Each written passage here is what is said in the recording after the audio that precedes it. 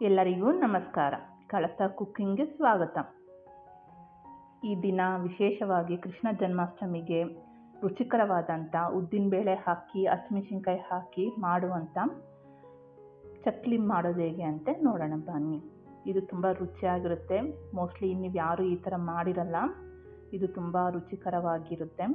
ನೀವು ಒಂದ್ಸಲ ಈ ರೀತಿ ಟ್ರೈ ಮಾಡಿದ್ರೆ ಪದೇ ಪದೇ ಇದೇ ಚಕ್ಲಿನ ಮಾಡ್ಕೊಂಡು ತಿಂತೀರಾ, ಅಷ್ಟು ಚೆನ್ನಾಗಿರುತ್ತೆ.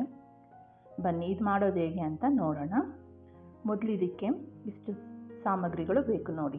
ಅಕ್ಕಿ, ಉದ್ದಿನಬೇಳೆ, ಬೆಣ್ಣೆ, 1 ಕಪ್ ಅಕ್ಕಿ ಹಿಟ್ಟು, ಎಳ್ಳು, ಇಷ್ಟೆಲ್ಲ ಇದ್ದರೆ ನಮಗೆ ರುಚಿಕರವಾದ ಚಕ್ಲಿ ರೆಡಿ. ಈಗ ಮೊದಲಿಗೆ 1 ಕಪ್ಪು ಅಕ್ಕಿ, 1 ಕಪ್ಪು ಉದ್ದಿನಬೇಳೆನ ಚೆನ್ನಾಗಿ 2-3 ಸಲ ನೀರು ಹಾಕಿ ತೊಳೆದು 4ರಿಂದ 5 ಗಂಟೆ ಕಾಲ ನೆನೆಸಿ. ನೋಡಿ ಈ ರೀತಿ ನೆಂದಮೇಲೆ ಈ ರೀತಿ ಆಗುತ್ತೆ. ಈಗ ಒಂದು ಜಾರ್ ತಗೊಂಡು ನಾವು ನೆನೆಸಿಟ್ಕೊಂಡಿರುವಂಥ ಉದ್ದಿನಬೇಳೆ ಅಕ್ಕಿನ ಜಾರಿಗೆ ಹಾಕಿ, ನೀರು ಜಾಸ್ತಿ ಹಾಕಬೇಡಿ, ನೀರು ಸ್ವಲ್ಪ ಹಾಕಬೇಕು. ತುಂಬ ಗಟ್ಟಿನೂ ಅಲ್ಲ, ತುಂಬ ಮೀಡಿಯಮ್ಮಾಗಿ ನೋಡಿಕೊಂಡು ಎಷ್ಟು ನಮಗೆ ರುಬ್ಬಕ್ಕಾಗುತ್ತೋ ಅಷ್ಟು ಮಾತ್ರ ಹಾಕಿ. ನೋಡಿ ಈ ರೀತಿ ನೈಸಾಗಿ ರುಬ್ಕೊಳ್ಳಿ. ಈಗ ಇದಕ್ಕೆ ಖಾರಕ್ಕೆ ತಕ್ಕಷ್ಟು ಹಸಿಮೆಣಸಿನ್ಕಾಯಿ, 1 ಇಡೀ ಕರಿಬೇವು ಹಾಕಿ ತರಿಯಾಗಿ ರುಬ್ಕೊಳ್ಳಿ. ಈ ರೀತಿ ಸಾಕು. ಸ್ವಲ್ಪ ತರಿನೇ ಇರಬೇಕು. ತುಂಬ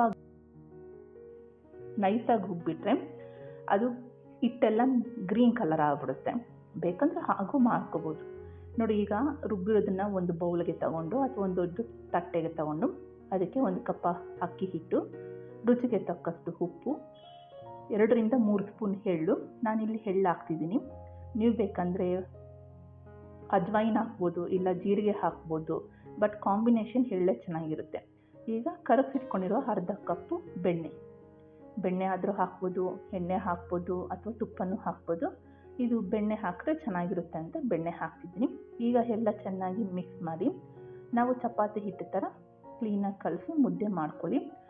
ಇದು ತುಂಬ ಗಟ್ಟಿ ಇರಬಾರ್ದು, ಸಾಫ್ಟಾಗಿ ಇರಬೇಕು.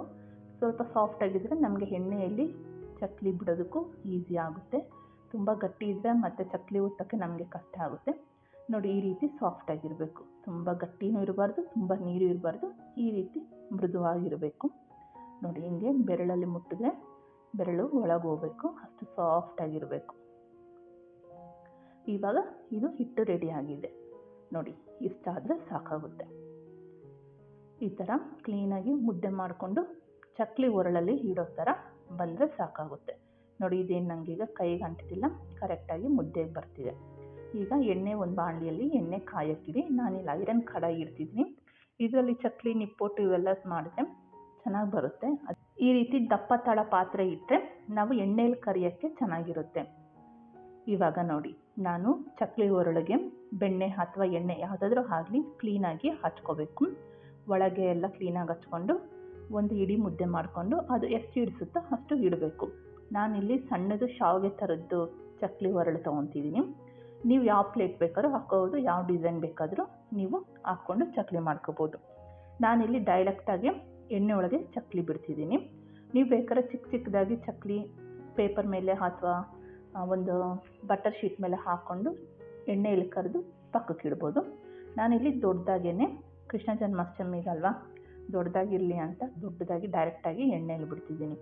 ನೋಡಿ ಇಲ್ಲಿ ನಿಮಗೆ ಯಾವುದೇ ಥರ ಕಟ್ಟಾಗುತ್ತೆ ಅನ್ನೋ ಭಯನೂ ಇಲ್ಲ, ಪುಡಿ ಆಗುತ್ತೆ ಅನ್ನೋ ಇದೂ ಇಲ್ಲ, ಅಷ್ಟು ಚೆನ್ನಾಗಿ ಬರುತ್ತೆ.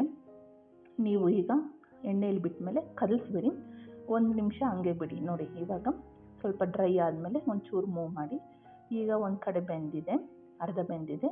ಈಗ ಅದನ್ನು ತಿರುಗಿಸಿ, ಈ ಥರ ನಿಧಾನಕ್ಕೆ ತಿರುಗಿಸಿ ಚೆನ್ನಾಗಿ ಮೀಡಿಯಮ್ ಫ್ಲೇಮಲ್ಲಿಟ್ಟು 2 ಕಡೆ ಲೈಟ್ ಬ್ರೌನ್ ಬರೋ ಥರ ಬೇಯಿಸಿ. ಇದು ತುಂಬ ಬ್ರೌನ್ ಆದರೆ ಚೆನ್ನಾಗಿರಲ್ಲ, ಯಾಕಂದರೆ ನಮಗಿಲ್ಲಿ ಕಲ್ಲರ್ ಗೊತ್ತಾಗಲ್ಲ. ಉದ್ದಿನಬೇಳೆ ಮತ್ತು ಅಕ್ಕಿ ಹಿಟ್ಟು ಹಾಕಿರೋದಲ್ಲ, ಸ್ವಲ್ಪ ಅಷ್ಟು ಕೆಂಪಗಾಗಲ್ಲ. ಚಿಲ್ಲಿ ಪೌಡ್ರ್ ಆಗಿದ್ದರೆ ಕೆಂಪಾಗ್ತಿತ್ತು. ಅದರಿಂದ ನೋಡಿಕೊಂಡು ಕ್ಲೀನಾಗಿ ಬೇಯಿಸ್ಕೊಳ್ಳಿ. ನೋಡಿ ಇವಾಗ ಕ್ಲೀನಾಗಿ ಬೆಂದಿದೆ. ತುಂಬ ಕಪ್ಪಗೂ ಆಗಿಲ್ಲ, ತುಂಬ ಹಸಿನೂ ಇಲ್ಲ, ಮೀಡಿಯಮ್ಮಾಗಿ ಅಂದಿದೆ. ಈಗ ನೋಡಿ ಇನ್ನೊಂದು ಚಕ್ಲಿನ ಬಿಟ್ಟು ತೋರಿಸ್ತಿದ್ದೀನಿ.